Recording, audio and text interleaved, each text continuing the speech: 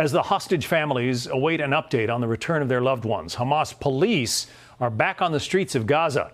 The terror group said yesterday it would redeploy security forces and reassert its authority along the Gaza Strip.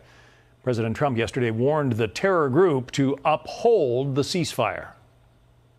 They knew the retribution would be tremendous, unsustainable. It would have been unsustainable. It would have been complete obliteration, and they didn't want that. And nobody wants it at this point. They want to get on with, rebuilding the entire Middle East.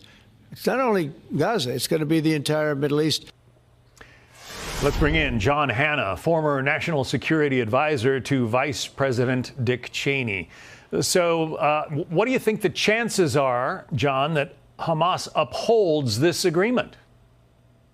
Well, the signs aren't good, John. As soon as the Israelis began to pull back from that line of control, these guys came out of their tunnels to reassert their control over the population in Gaza, to settle scores with anybody that they thought had tried to cross their authority.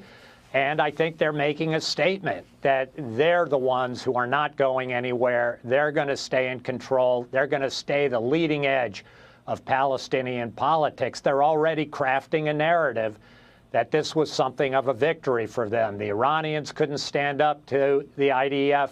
Hezbollah couldn't. Hamas came out and is still standing.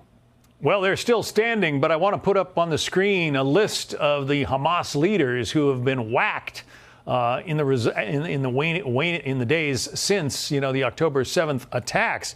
Going back to July 2024, Hamas and Hezbollah leaders have been killed, captured, or overthrown, as the graphic says. How can they call this a victory when so much of their leadership has been decimated?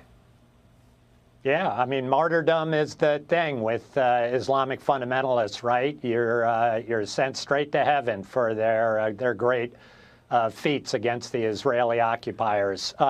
Listen, what Hamas will say is we were sitting with the United States, with Israel, with all the Arab states in those negotiations. We are the address for negotiating the future of the Palestinian national movement. The Palestinian Authority in the West Bank, illegitimate, corrupt, nowhere to be found.